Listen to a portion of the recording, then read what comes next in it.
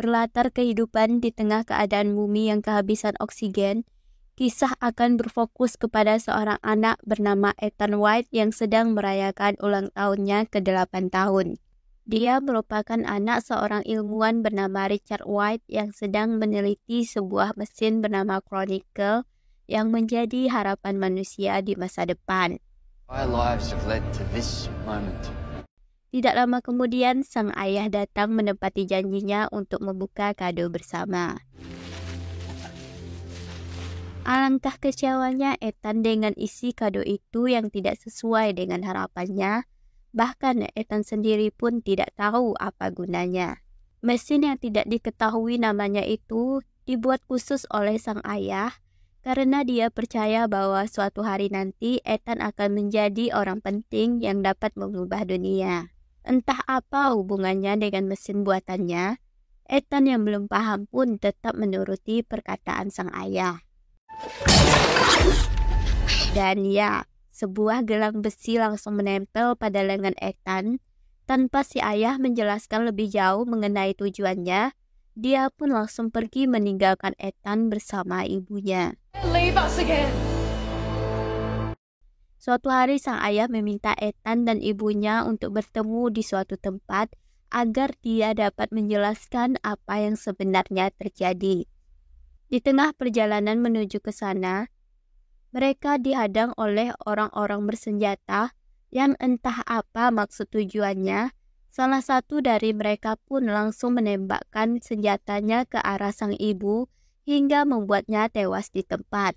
Tidak hanya itu, mereka juga merampas masker oksigen yang dipakai oleh Ethan hingga membuatnya sulit bernapas.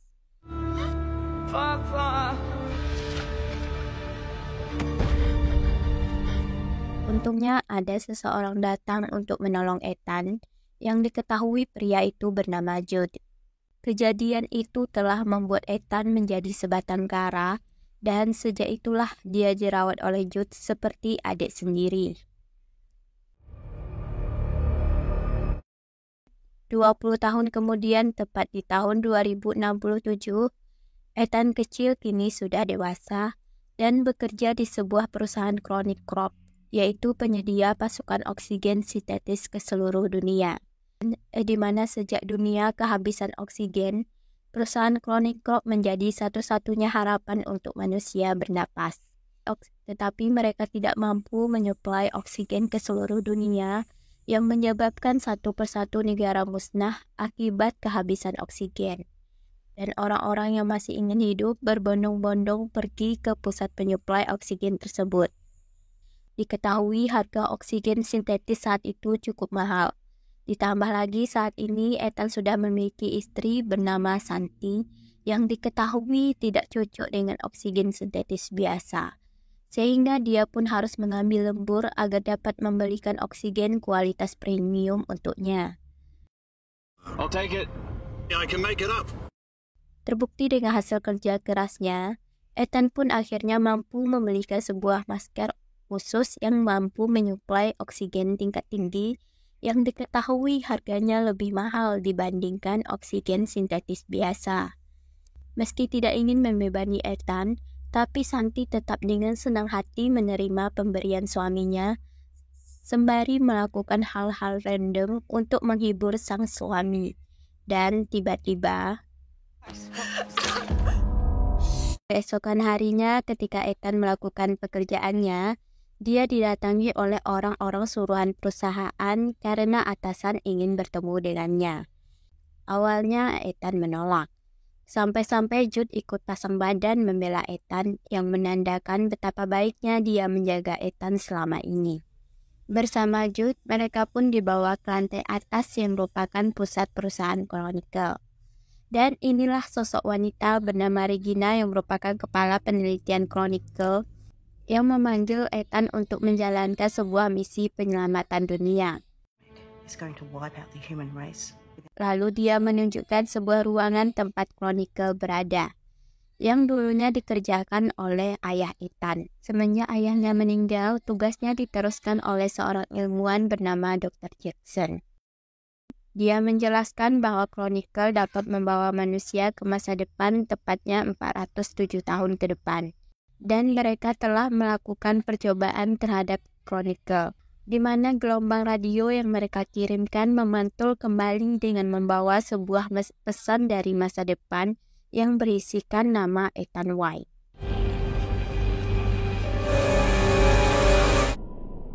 Dan inilah alasan mengapa Regina memanggil Ethan untuk menjalankan misi ini. Karena dia meyakini bahwa orang yang mengirimkan pesan itu memiliki obat untuk penyakit oksigen, sehingga dia berharap dengan dikirimkannya Ethan ke masa depan, dapat menemukan obat itu agar bisa menyelamatkan manusia dari kepunahan. Namun sayangnya sampai saat ini mereka belum menemukan cara untuk membawa Ethan kembali. Sejauh ini Ethan masih dilanda kebingungan mengapa harus dirinya yang terpilih, bukan orang lain yang lebih ahli.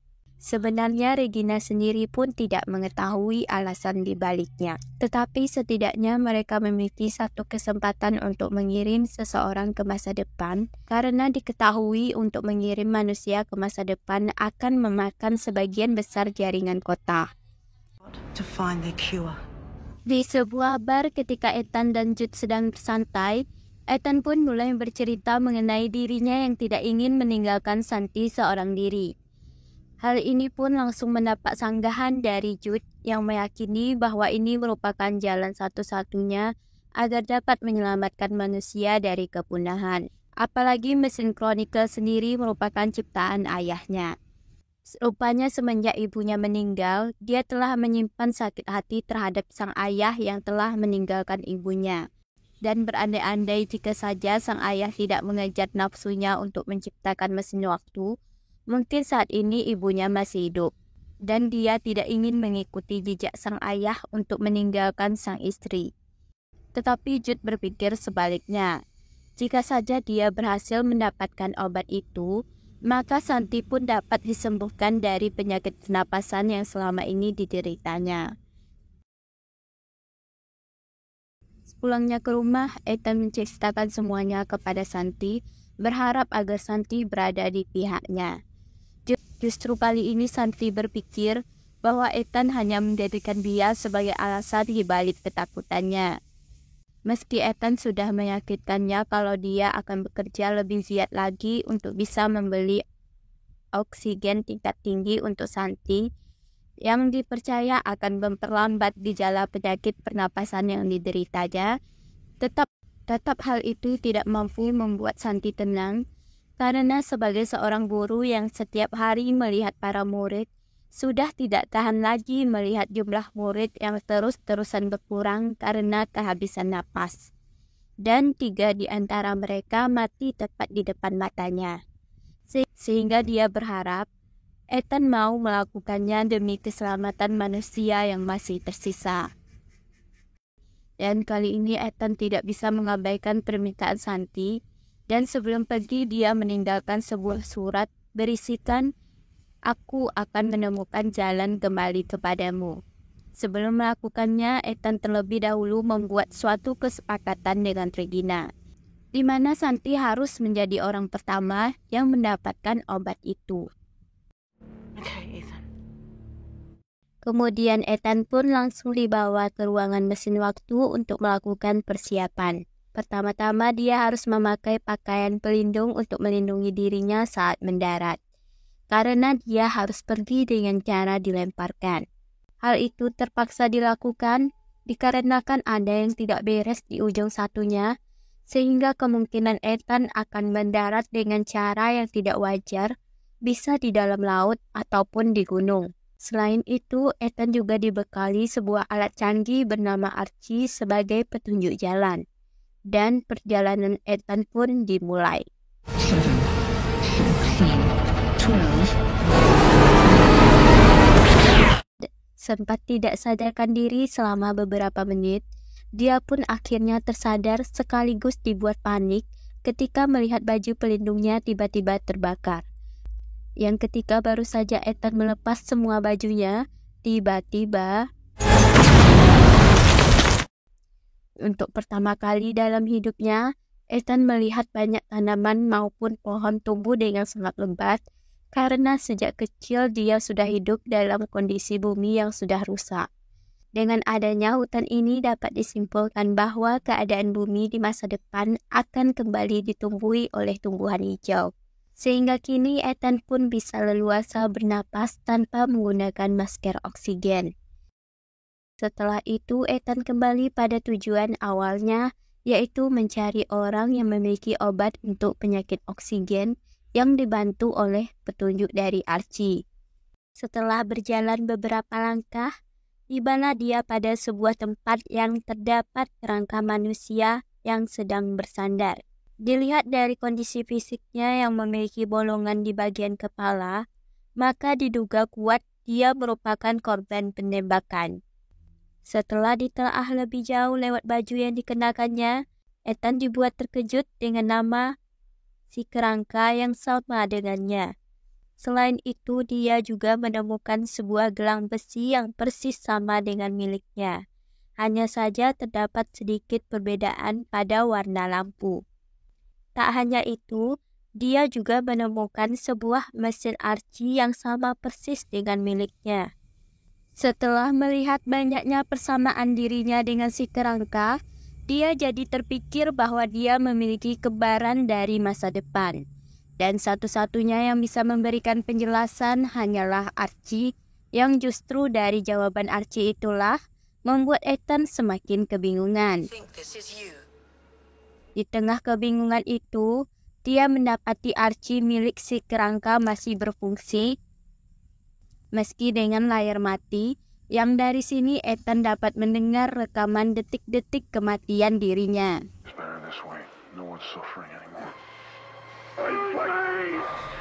Singkat cerita, malam pun tiba.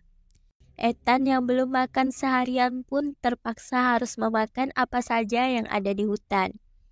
Sebelum memakannya, dia terlebih dahulu memeriksa tentang tumbuhan yang didapatnya menggunakan mesin Archie yang ternyata tidak diketahui jenisnya.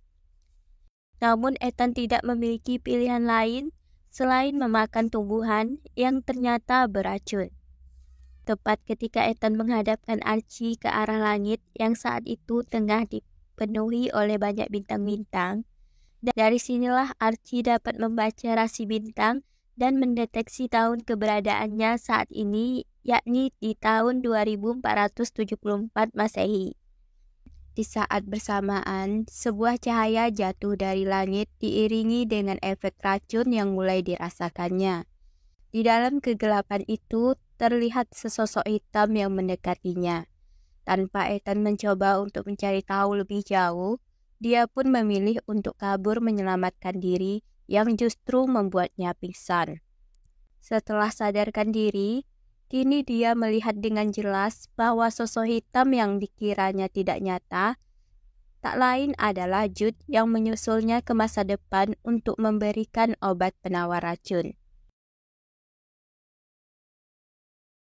Di siang harinya, Jude menceritakan awal mula dirinya bisa masuk ke masa depan, yang dimulai ketika mereka mendeteksi ada yang tidak beres saat denyut jantung Ethan memantul balik. Lalu racun di darah Ethan meningkat tajam. Jude yang merasa khawatir dengan keadaan Ethan pun tidak menyia-nyiakan kesempatan ketika Billy menyatakan bahwa mereka memiliki cukup daya untuk mengirim seseorang lagi ke masa depan. Sama halnya dengan Ethan, Jude pun harus melepas baju pelindungnya yang terbakar. Dan dia juga melihat Ethan mati akibat keracunan yang berbanding terbalik dengan yang dilihat oleh Ethan, bahwa dirinya mati karena ditembak oleh seseorang. Sehingga Ethan pun menunjukkan lokasi keberadaan kerangkanya kepada Jude, yang Ethan kira dia berhasil mengubah takdirnya. Dan ketika Ethan ingin mencari tahu lebih jauh tentang seseorang yang memiliki pistol yang disinyalir telah menembaknya, langsung mendapatkan penolakan dari Jude. Fucking bag of bones is not you. Kemudian mereka kembali ke rencana awal hingga tibalah mereka pada sebuah bangunan. Tepat ketika Ethan berdiri di depannya, Tiba-tiba sebuah benda muncul seperti mendeteksi wajahnya dan secara otomatis pintu itu pun terbuka. Ethan mengira dengan masuknya mereka ke dalam akan menemukan orang yang memiliki obat untuk penyakit oksigen. Ternyata mereka malah menemukan sebuah mesin Chronicle yang menjadi penghubung dengan mesin Chronicle di tahun 2067. Yang dengan adanya penemuan ini, maka mereka dapat pulang kembali ke tahun 2067 dalam waktu 4 jam. Ketika Ethan memintanya untuk memberikan akses ke cadangan data, tiba-tiba muncullah sosok visual dari ayah Ethan yang sedang mempresentasikan mesin Chronicle ciptaannya.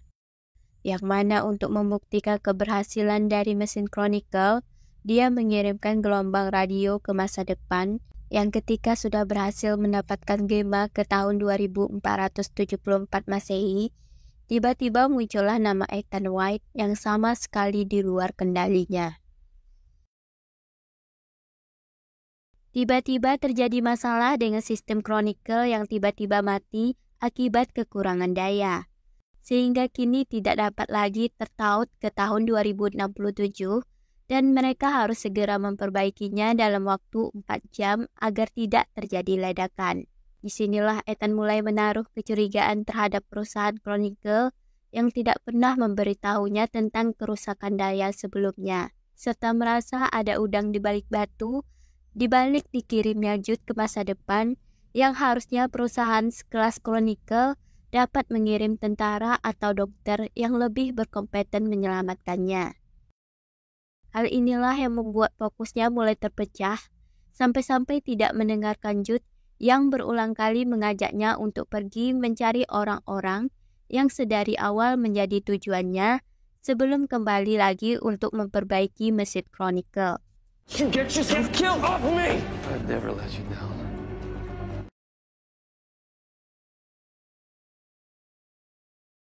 Alih-alih menemukan manusia, mereka malah menemukan sebuah kota mati yang sudah ditumbuhi oleh tumbuhan menjalar. Setelah ditelusuri lebih jauh, mereka hanya menemukan kerangka manusia yang sudah berusia ratusan tahun. Tidak jauh dari sana, Ethan menemukan sebuah ruangan kelas tempat istrinya mengajar. Di sana dia menemukan sebuah kerangka yang dari ciri-cirinya sangat mirip dengan Santi, di mana dia sedang memegang sebuah surat yang sebelumnya ditinggalkan oleh Ethan, yang menandakan bahwa usaha Ethan ke masa depan demi bisa menyelamatkan nyawa Santi berakhir sia-sia. Sementara Jude yang bermaksud untuk menenangkan Ethan justru membuat keadaan memanas.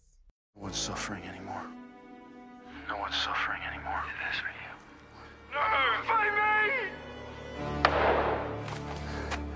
Jude pun dengan refleks menghadapkan pistol miliknya ke arah Ethan yang menganggap Ethan telah menyembunyikan sesuatu darinya yang seketika membuat suasana berubah cekap. That's not me on that thing! Are you gonna shoot me, brother? Namun Jude masih bisa mengendalikan dirinya sehingga tidak terjadi pertumpahan darah di sana. Kemudian mereka kembali ke dalam ruangan untuk memperbaiki masalah daya pada mesin Chronicle yang di awal perbaikan sempat mengalami kegagalan. Dan satu-satunya cara untuk memperbaiki mesin Chronicle adalah dengan menarik pemutus cadangan secara manual ketika udara di dalam ruangan itu mati agar mesin Chronicle dapat kembali menyala. Yang saking tidak adanya udara yang bisa dihirup hingga membuatnya pingsan. Tidak berselang lama daya berhasil dipulihkan dan intensitas udara kembali normal yang belum terlambat baginya untuk bisa selamat dari maut. Setelah semua sistem Chronicle berfungsi dengan baik, Ethan kembali dibuat penasaran oleh sebuah pintu yang setelah dibuka rupanya ada kerangka dirinya. Dengan semua yang telah dilewatinya, dia baru menyadari jika mereka telah mengawalinya dari awal dan semua momen akhirnya akan mengarah pada momen kematiannya yang tewas oleh tembakan Jude. Ditambah lagi sampai saat ini, mereka tidak menemukan orang yang memiliki obat oksigen sebagaimana tujuan awal mereka, yang dengan ini semakin mendekati manusia dengan kepunahan.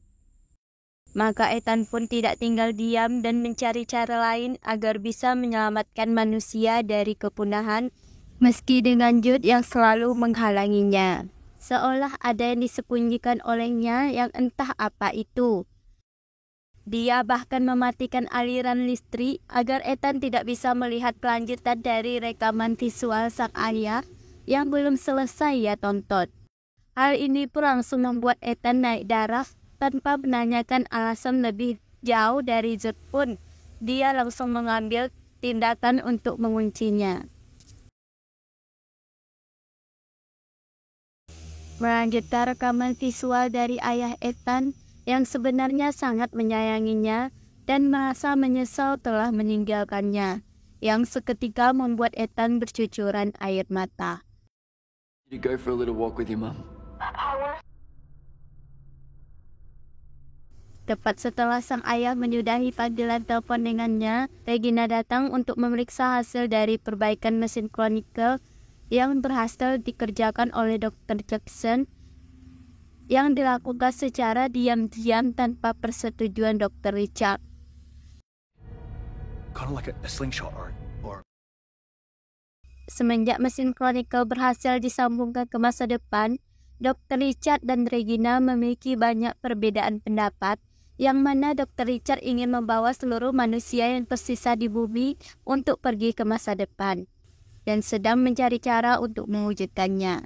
Sementara Regina hanya ingin orang-orang pilihannya saja yang pergi ke masa depan, karena dia menganggap jika terlalu banyak manusia hanya akan membuat kekacauan di masa depan. Oleh karena itu, secara diam-diam Dr. Richard telah mengunci Chronicle dengan DNA Ethan, yang menjadikan Ethan satu-satunya orang yang bisa menyalakan mesin Chronicle, sekaligus membongkar asal-usul dari nama Ethan White yang katanya dikirimkan seseorang dari masa depan. Yang sudah jelas bahwa itu sengaja dilakukan oleh Dr. Richard agar Regina tidak bisa menguasai mesin Chronicle. Tentu hal ini tidak dapat diterima oleh Regina sehingga kematian sang ayah sekaligus mengingatkan kita dengan kematian ibu Ethan yang sama-sama tewas dibunuh. Di mana pembunuh si ibu masih misterius. Bisa jadi orang yang telah membunuh si ibu merupakan suruhan Regina. Ini hanya menerka-nerka saja ya. Setelah beberapa saat ayahnya tewas, Regina memanggil Jude untuk diberi tugas menjaga Ethan agar dapat dimanfaatkan untuk membuka pintu Chronicle, yang sekarang tinggal selangkah lagi Regina akan mencapai tujuannya. Hal ini pun sempat membuat Ethan marah besar, sebelum akhirnya Jude yang tidak ingin ada kesalahpahaman antara dirinya dan Ethan pun menjelaskan bahwa dia saat itu masih sangat muda dan takut jika menolak, Regina akan membunuhnya juga. Setelah mengetahui semua fakta bahwa penyebab ayahnya mati bukan karena bunuh diri seperti yang dia tahu selama ini, melainkan menjadi korban pembunuhan sadis oleh Regina. Oleh sebab itu, dia ingin membalas kematian sang ayah dengan tidak membiarkan Regina mendapatkan apa yang diinginkannya. Dengan mencari cara untuk menghentikan kinerja mesin Chronicle yang tinggal menunggu menit-menit akan terbuka. Apa yang dilakukan Ethan ini tentu mendapat pertentangan dari Jude yang memang dari awal memihak Regina, sehingga dia pun langsung menodongkan senjatanya ke arah kepala Ethan dan memintanya untuk melawan, dengan tujuan agar Jude semakin dibuat emosi sehingga tidak segan-segan menarik senjatanya. Ethan yang sedari kecil tinggal bersama Jude pasca ibunya meninggal, tentu sudah sedikit banyak tahu mengenai sifat atau karakter yang dimiliki oleh Jude yang dikenal mudah terbawa emosi. Jika Ethan menuruti perkataannya untuk melawan, yang ada dia mati. Sehingga dia memilih main aman dengan mengucapkan kata-kata yang dapat meluluhkan hati Jude, dengan harapan agar Jude dapat mengurungkan niat untuk menembaknya. I believe in you. Justru hal ini membuat Jude semakin diselimuti rasa bersalah sehingga dia menembak dirinya sendiri. Sementara Regina serta orang-orang pilihannya tengah menunggu detik-detik terbukanya pintu Chronicle agar bisa masuk ke masa depan serta sudah merencanakan pembunuhan terhadap Ethan. Meski hal itu sama sekali tidak diketahui oleh Ethan, namun untuk membalas kematian sang ayah, dia rela terjebak selamanya di tahun 2474 seorang diri asal Regina tidak mendapatkan apa yang diinginkannya. Dan untuk kepentingan umat manusia lainnya, dia mengirimkan berbagai macam tumbuhan dari masa depan dengan harapan agar dapat dibudidayakan sehingga dapat membuat bumi kembali hijau. Dan untuk mengungkap kematian sang ayah, dia mengirim rekaman video detik-detik pembunuhan sang ayah yang dilakukan oleh Regina, yang tidak lama setelahnya polisi langsung meringkus Regina untuk mempertanggungjawabkan perbuatannya. Setelah menyelesaikan tugasnya, Ethan yang tidak ingin ada korban jiwa lagi seperti yang dialami oleh ayahnya, menghancurkan semua yang berhubungan dengan mesin Chronicle. Sementara Santi yang tengah menunggu kabar kepulangan Ethan, menerima kiriman paket yang berisi setangkai bunga yang dikirimkan Ethan dari masa depan, seolah memberikan pertanda bahwa Santi harus merelakan Ethan yang tidak akan pernah kembali ke sisinya lagi. Tepat setelah menguburkan Jude, Ethan kembali untuk melihat jasadnya yang ternyata sudah hilang.